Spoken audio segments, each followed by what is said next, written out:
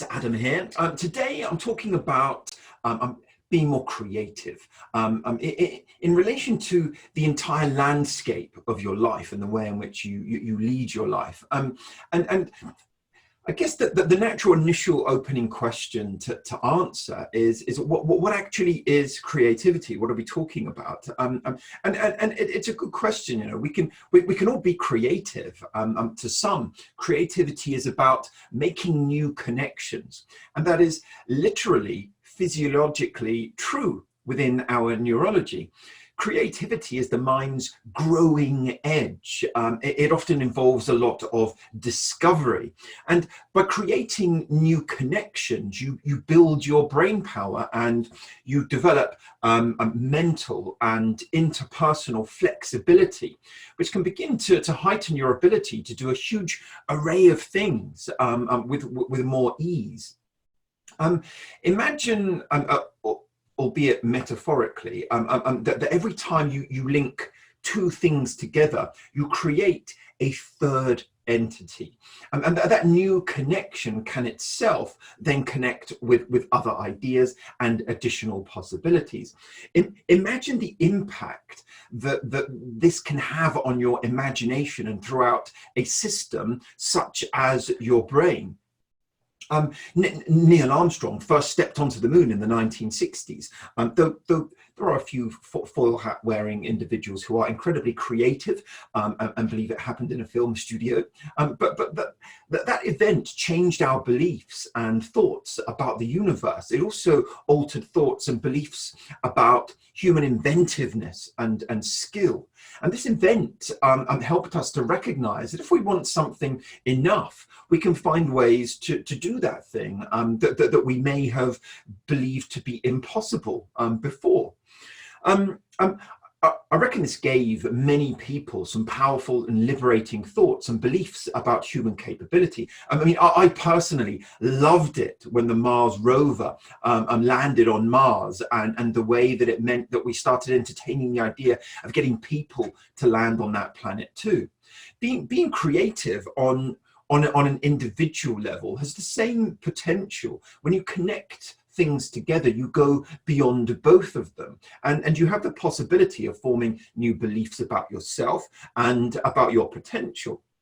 You know, when I'm studying and when I'm researching, for example, I often feel like my brain is literally growing and stretching, and hopefully that doesn't sound too scary. You know, I love watching my children playing when they're drawing, painting, or molding huge blobs of glitter putty into seemingly rude shapes while singing happily to themselves. They seem to be in another world, and they have such vivid imaginations. You know, I can remember when I used to play football for hours and days on end as a youngster in the school holidays with my friends on the green outside of my house. And I wasn't just imagining scoring a goal in the World Cup final. I really was actually there, you know, at Wembley Stadium scoring the goal. I'm telling you, I was there. Children are amazingly creative. Each of us has been a child, you know, some still are. Children show their creativity in the way that they discover their environment and make their own meaning of it. Many children create new worlds while playing with toys, and they don't need elaborate or sophisticated toys necessarily, or equipment or props. You know, the meaning comes from within them. So you know, we all need to give ourselves permission and time and energy to make new connections, to make new links, which is what creativity is about. It's about the process rather than just the outcome or the final product. You can be creative at home or at work, when changing habits, when updating behaviors, when resolving issues, or just making life happier in any way that you can. You can be creative with words, with ideas, with thoughts, with materials, with food, the kind of fun that you have. You know, you can be creative with your surroundings or with your internal world. And you know, in addition to this, creativity, you know, creates something new. That's right. You know, even if every ingredient is already known to you or is familiar, Uh, an insight, for example, is creative because the new conclusion is gleaned from information that you already had. It's the new perspective that makes the difference. Above all, being creative returns us to a state, or often returns us to a state, where we are scoring goals in World Cup finals on the green outside our house. It's about being absorbed sometimes and enjoying what you're doing, paying attention to detail, having a grand vision, being excited and playful, wondering what would happen if. Creativity is important, not just for artists, inventors, and designers. You know, it's key in our daily lives, in all our daily lives, both in work and personal areas. It gives us more opportunities and choices which can shape our life. What's interesting is that, you know, being creative, it's not something that one is born with or not. Although children tend to be more creative than adults, creativity is a skill that can be developed quite easily. And that's what this video is about today, you know, increasing your creativity.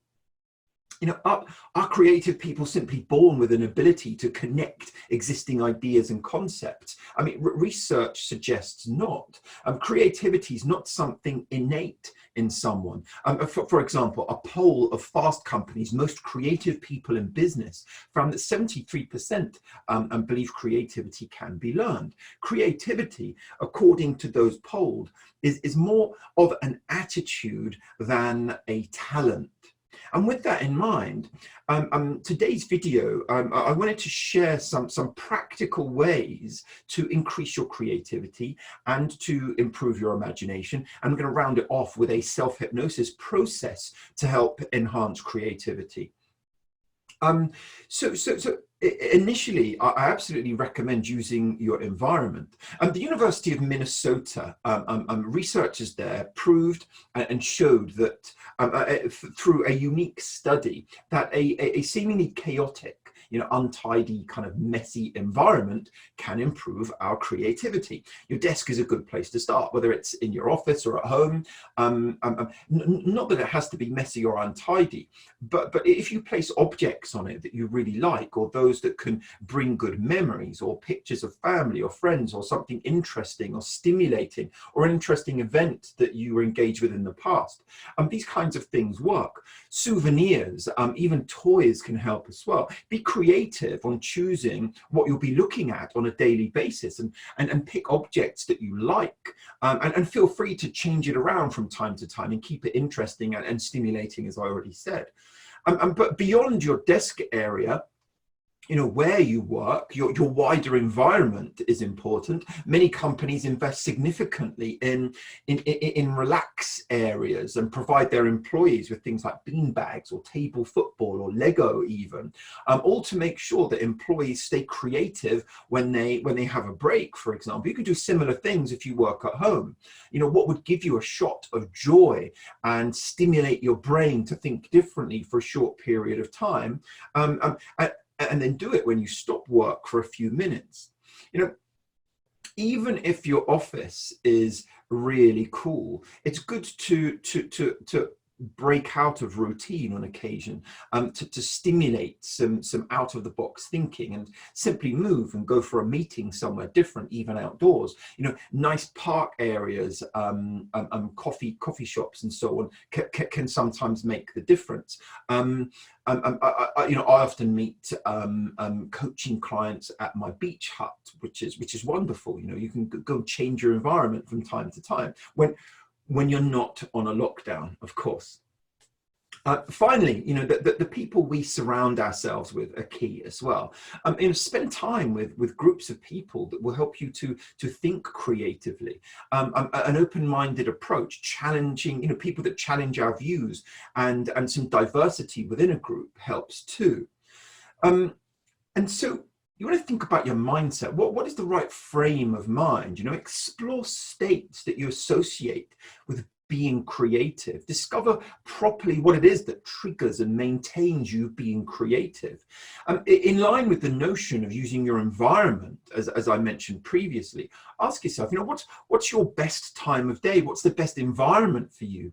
Do you need to be alone or with others, or alone in the midst of others? Do you need sounds or silence or background sounds? You want to consider building a profile of your creativity state, and then make time and space for that on a regular basis. Rather than waiting for some divine intervention for it to just happen on its own. Though I am going to discuss that a little bit later on too.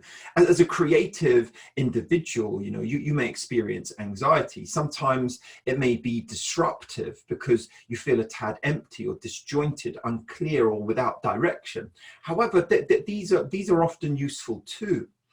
In the Creative Attitude by Abraham Maslow, he stated that if you try to be rational and controlled and orderly in the first stage of the process, you're never likely to get to it. That the chaos has its place, that the muddle that you feel is often an important condition that kind of precedes the emergence of a new idea. And you can compare this period to the way that light reflects off a prism. And it comes in, it's broken, and it emerges in a dazzling new form that changes as your perspective of it. So you don't want to necessarily try to superimpose a sense of order on your thoughts and feelings in those initial periods. Complete harmony during the initial stages of creativity can sometimes lead to nothing being produced. A bit of kind of internal grappling is sometimes very valuable indeed. Also, you can think simple.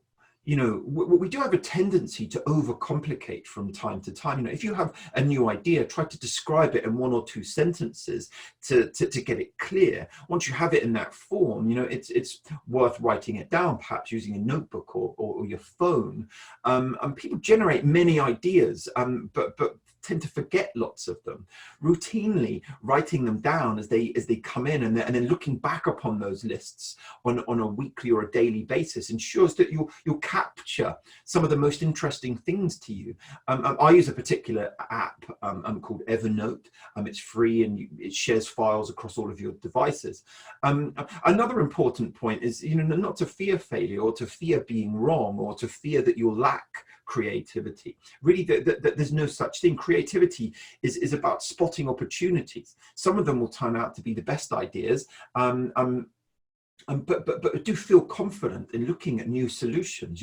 Ultimately, if 1 in 10 ideas becomes something good, useful, or great even, you'll forget about the 9 that were average or less good. And you want to stay open-minded. Don't kind of edit your ideas too much in these early stages. Do not disregard ideas because initially it looks silly, for example, or that you're dismissing something. That approach will allow you to then widen your perspective and spot new opportunities. I definitely would consider exploring problem-solving protocols to get really good and get a good sense of examining your options, exploring your options, and not editing out or disregarding thoughts that could become ideas that serve you incredibly well. You can grab a book on the subject of Solving Life's Problems by Nezu and Dzurilla, for example, or you can have a read of an article that I wrote for a simple introduction. You can Google it, apply problem solving to yourself, and solve your problems. And I'll put a link in the write-up for this video as well, wherever you're watching it. So when I sort of incubate this idea a little bit about becoming exponential and doing things differently, and starting to make creativity part of all that you do. Although, brainstorming yourself can be a good exercise, it may never replace the dynamic of doing certain things with a group. You become exponentially more than the sum of your parts, for example. So do consider collaborating with people that can share different perspectives. True creativity can sometimes be a result of synergy and building win-win relations with others. I certainly involved myself in a couple of think tanks with groups of people that I massively respect and spend time every month talking to, and so on. And not every idea is perfect, especially when you started to think of it. Try not to be a perfectionist and allow an area for mistakes. You know, overall, if you're aiming to be creative, it's better done it's better that you do it and practically apply yourself than it, than need it to be perfect in theory. As a result, you see many good solutions that can be improved upon, and once they're initially implemented.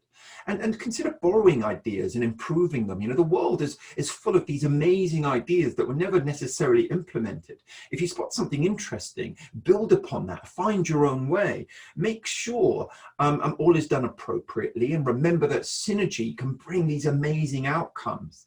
And do consider leaving your comfort zone. Try something new. Hobbies or different responsibilities in your work environment. Keep your reality changing and stimulating, and learn from these new experiences. If you already tried that, you can go to the next level, by putting yourself in challenging situations. It can be a very positive surprise to see how creative we can become within such an environment.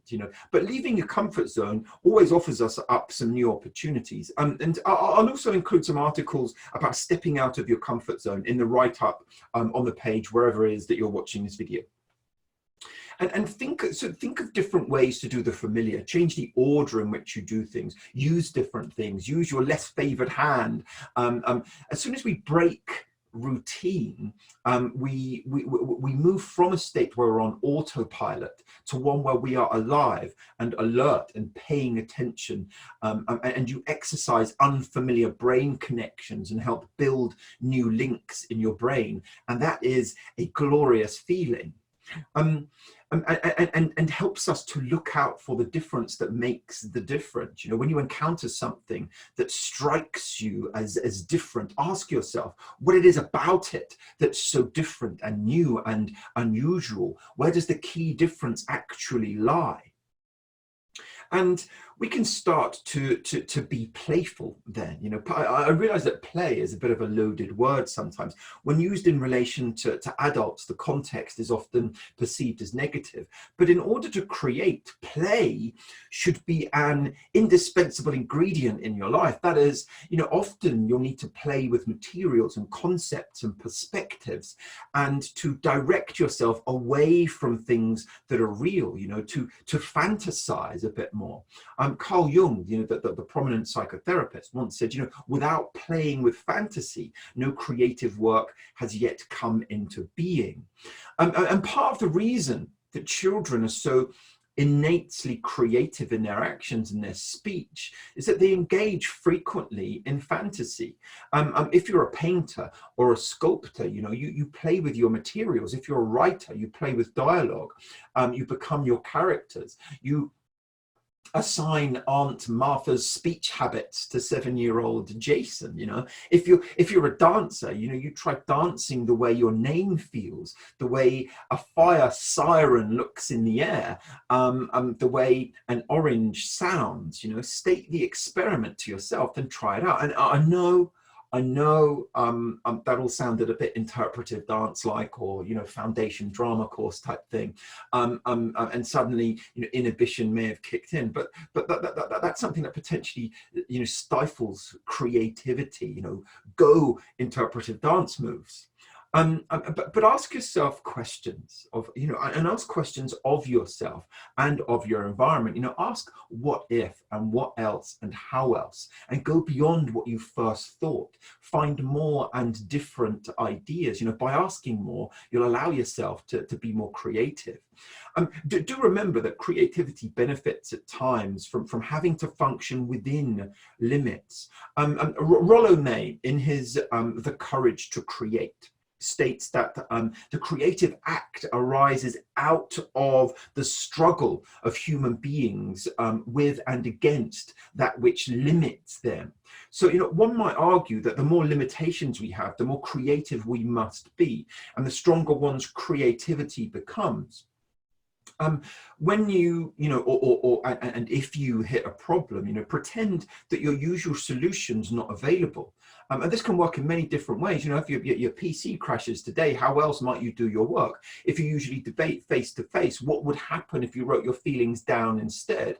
Some solutions may be no better than the ones you're used to. Others may offer you brilliant new opportunities. So consider do something different.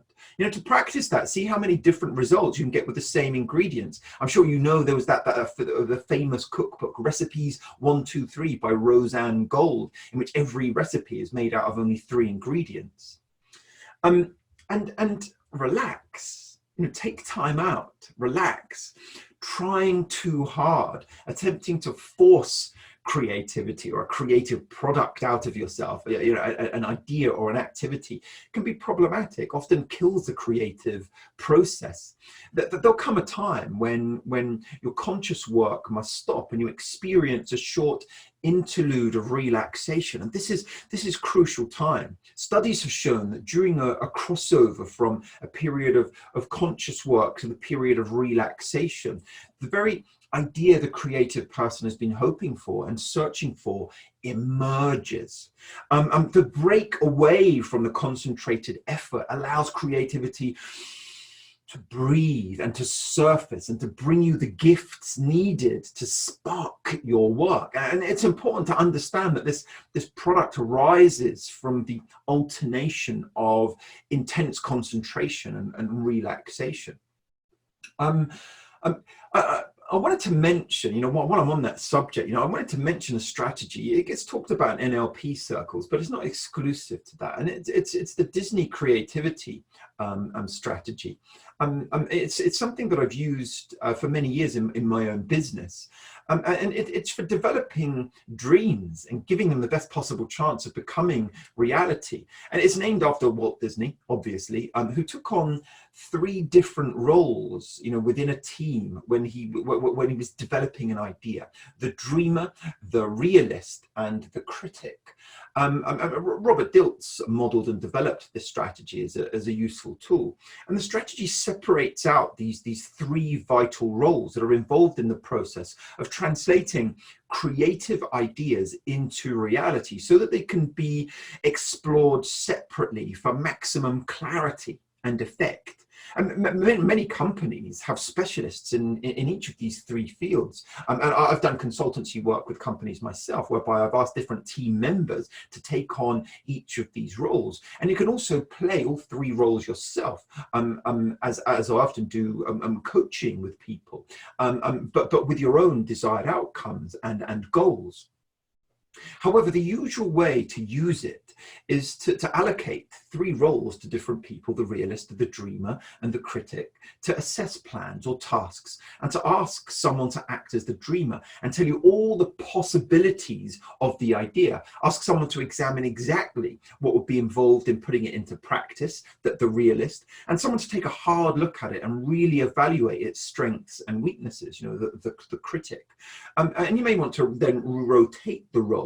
If you're doing it on your own, you want to make sure that you keep the roles very separate and you write them down and you be objective with each. And it's very similar to this notion of altering your perceptual position. If you want to be more creative, it can also help to therefore alter and vary the stance of your sense of self and use information that's already within you, but in a different way. Your perception of anything or any experience depends on the position from which you perceive it. I'm going to mention 3 positions here that are really useful when you're considering developing and building your creativity. In your first position, you're in your own body, you're looking out through your own eyes, you're seeing things from your own point of view. In a second position means stepping into someone else's shoes, imagining what it's like to be them, looking at the world through their eyes. And the third position is taking the position of viewing events in which you're involved from a neutral perspective, a bit like kind of being a fly on the wall, for example.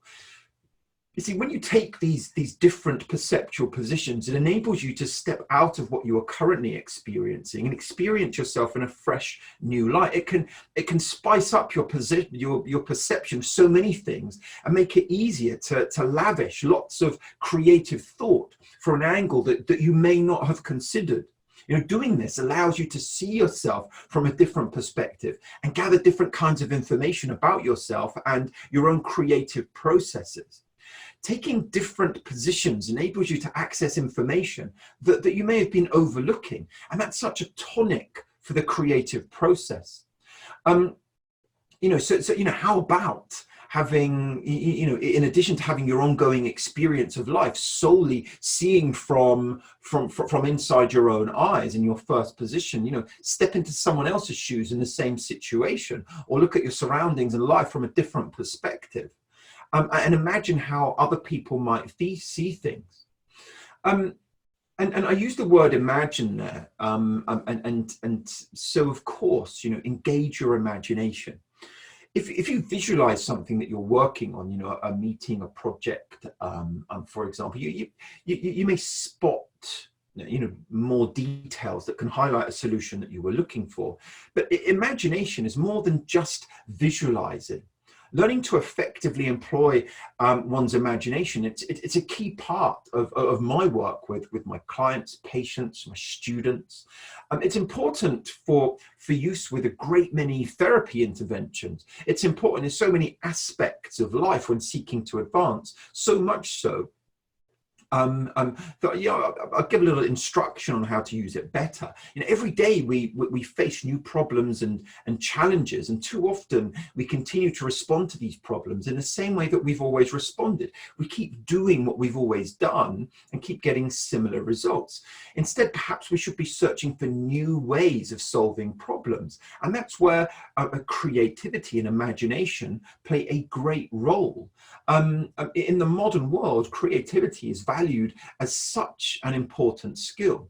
A recent survey, research by Liu and Braun, who tracked brain activity of freestyle rappers, they showed that the parts of the brain that we use in business as usual thinking are totally switched off when we're being creative, whereas other parts of our mind that we do not use every day are quite active.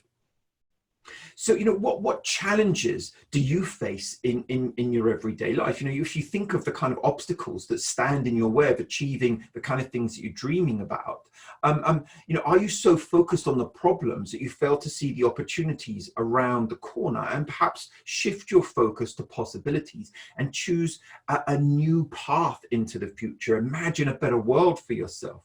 Albert Einstein once said, it's etched into my mind, imagination is more important than knowledge. Knowledge is limited. Imagination encircles the world. So we want to boost imagination and open the doors for creativity. And one way to do that is starting to develop an attitude of curiosity. Be curious, be curious about everything. Look for connections that perhaps others don't see. Question accepted beliefs, assumptions, and practices. And just because you've always done things in a certain way doesn't mean you should continue to do it that way. The current environment in the world, with the coronavirus pandemic, is giving us a major opportunity to do things differently. It's pretty much being forced upon us, in fact.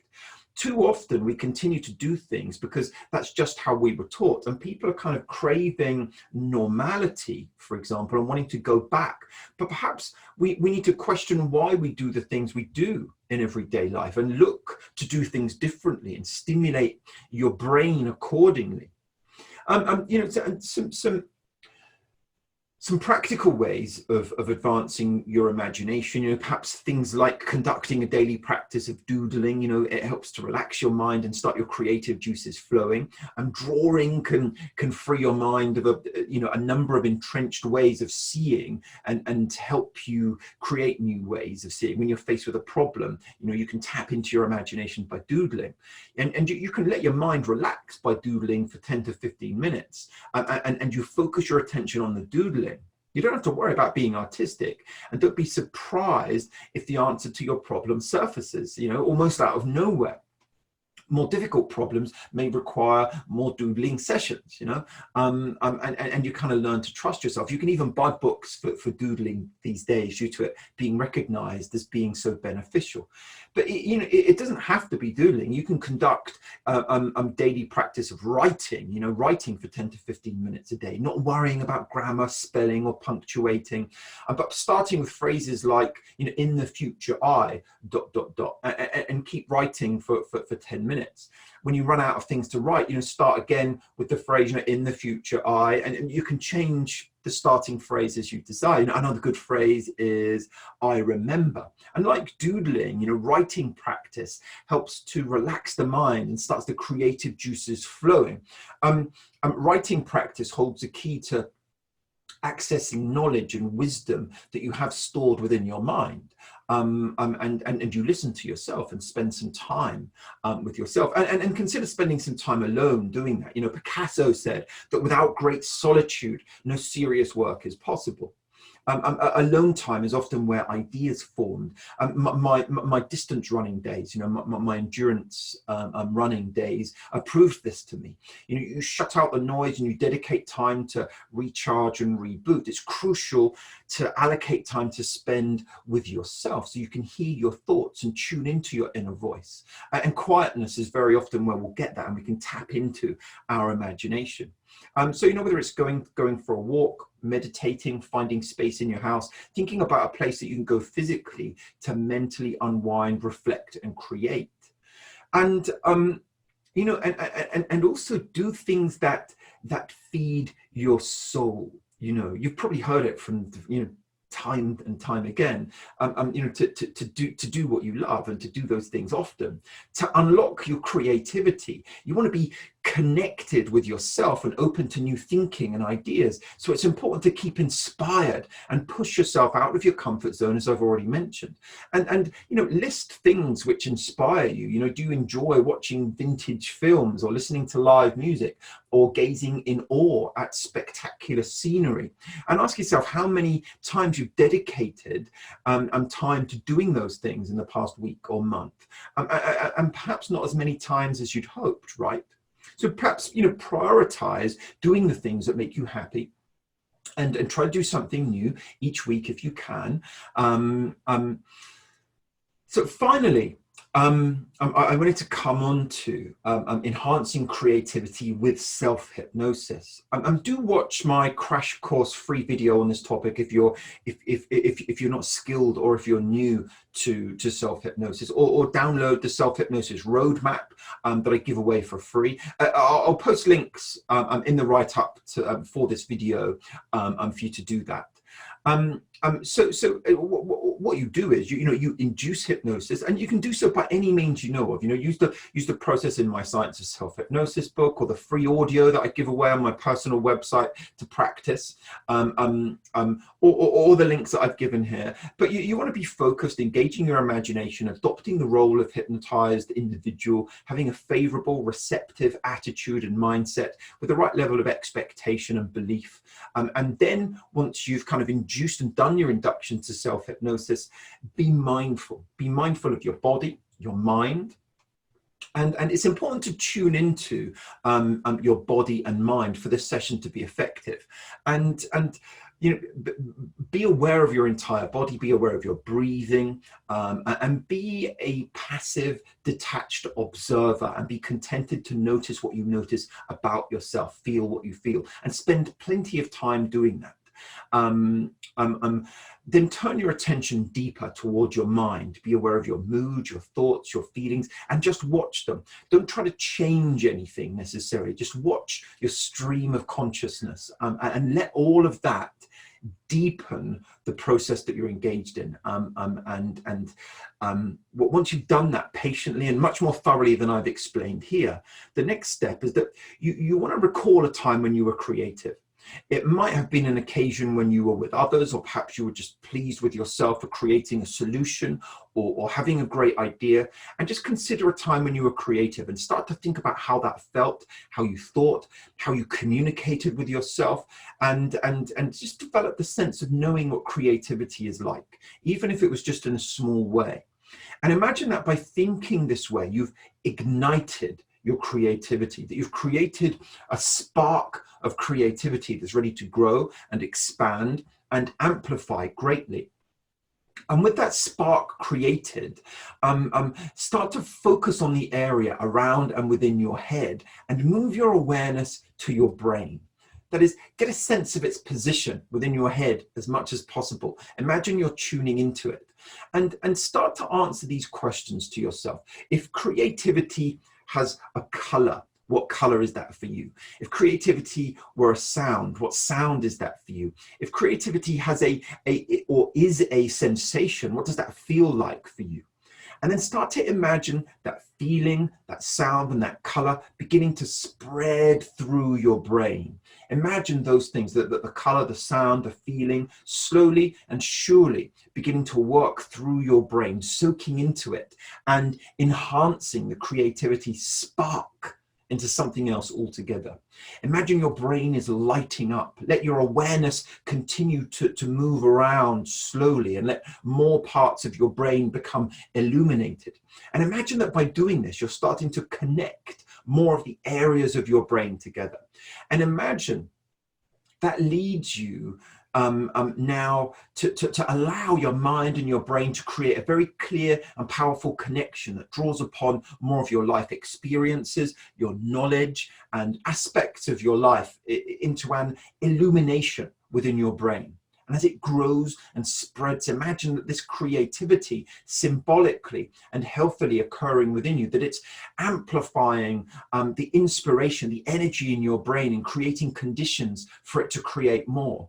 And you bring more and more of your lifetime's observations into your mind and begin to swirl more wonderful ideas and notions around that lead to you feeling more inspired, like you're unearthing more from your brain, and enjoy that. Think of it as feeling wonderful to do so. And as you feel the difference within your brain, and cultivate this within your imagination, start to, as you kind of bask in your creativity, then start to use your cognitions and state some things to yourself with belief, with expectancy, like I am more and more creative. Creativity flows through me. I feel creative. I have access to my innate creativity. I can be more creative. Those kinds of things, starting to say things that you really believe in, and the belief and the expectation will help increase that. And as you repeat any kind of affirmation or any kind of positive cognition over and over, and you're saying it to yourself like you believe it, like you are undeniably convinced of it, and then you can start to reflect, start to relax, start to reflect before you bring the hypnosis session to an end.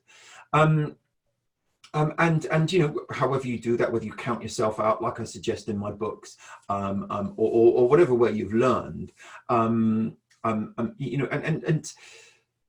incorporate that, and incorporate a process like this, and follow as many of these steps that I've offered up here. Add a daily dose of self-hypnosis following this process, and then go rule your life. I've included lots of different strategies and methods for enhancing your creativity, and consider employing as many of them as you can. They're all doable today, and it'll start to happen more naturally. It'll start to flow more and more. I mentioned earlier, the importance of relaxing from time to time so as not to stifle the creative process. And I often find my best ideas come when I'm out running or driving, walking the dog, having a shower, or engaged in any kind of automatic activity when your mind floats a bit. Creative people understand that at these times, ideas can come in what seems, miraculously. Albert Einstein is stated as saying once, "Why is it I get my best ideas in the morning when I'm shaving?" The answer, of course, was that he was at ease. He was engaged in a simple activity that didn't require masses of conscious effort, and his new thoughts were free to rise to the surface. So keep an active mind, explore, record, question. Creativity is something amazing that some people feel has to be gifted to you. All humans are capable of being really creative. It's just a matter of organizing thoughts and doing something about the things that most people don't think about. That's it today. Do subscribe to this channel. Do go visit my website for details about our online training courses and classroom-based courses, and read about our members area and masses of resources there. I send you my very best wishes. Goodbye for now.